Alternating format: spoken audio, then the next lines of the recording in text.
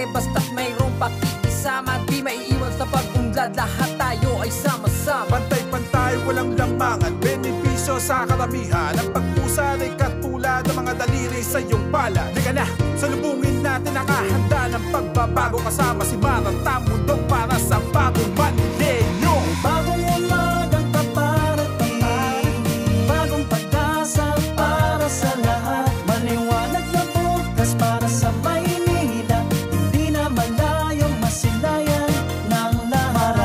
Maraming pagsubok sa atin hahamon, makakaya natin ito, at sama-sama tayo. May bagong umagang paparating, bagong pag-asa para sa lahat. Maliwanag na bukas para sa Maynila, hindi na malayong masilayan ng lahat. Bagong umagang paparating.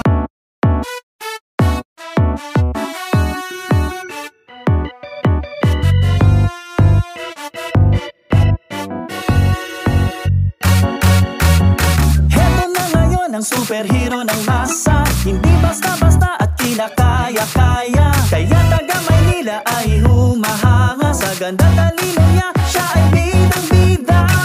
Siya si Super Mara, sadyang kakaiba, mga senyor ay mahal niya. Siya si Super Mara, handang gawin ang lahat sa nasasakupan niya. Siya si Super Mara.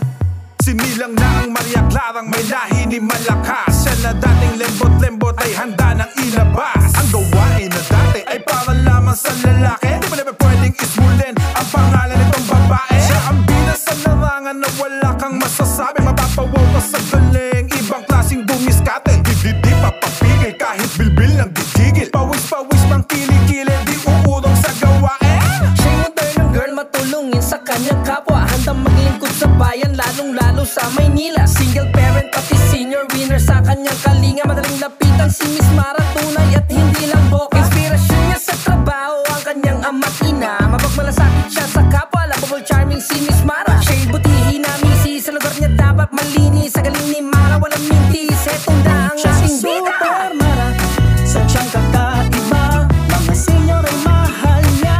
Siya si Super Mara, handang gawin ang lahat sa nasasakupan niya. Siya si Super Mara, mahal niya.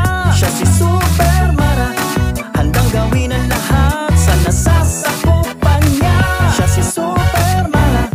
Sinilang na ang Maria Clarang may lahi ni Malakas. Siya na dating lembot-lembot ay handa ng ilabas. Ang gawain na dati ay para lamang sa lalaki, di ba naman pwedeng ismulin ang pangalan nitong babae. Siya ang bida sa larangan na wala kang masasabi, mapapawaw ka sa galing, ibang klaseng dumiskate. Di papapigil kahit bilbil ng gigigil, pawis-pawis mang kilikili, di uurong sa gawain. Siya yung modernong girl, matulungin sa kanyang kapwa, handang maglingkod sa bayan, lalong-lalo sa Maynila. Single parent pati senior winner sa kanyang kalinga, madaling lapitan si Miss Mara, tunay at hindi lang boka. Inspirasyon niya sa trabaho ang kanyang ama't ina, mapagmalasakit siya sa kapwa, lovable charming si Miss Mara. Siya'y butihin na misi, sa lugar niya dapat malinis, sa galing ni Mara walang mintis. Etong na ang Siya si ating bida. Super Mara, sadyang kakaiba, mga senyor ay mahal niya. Siya si Super Mara, handang gawin ang lahat sa nasasakupan niya. Siya si Super Mara, hindi basta-basta at kinakaya-kaya. Kaya taga Maynila ay humahanga sa ganda talino niya, siya ay bidang-bida. Siya si Super Mara, sadyang kakaiba, mga senyor ay mahal niya. Siya si Super Mara, handang gawin ang lahat sa nasasakupan niya. Siya si Super Mara.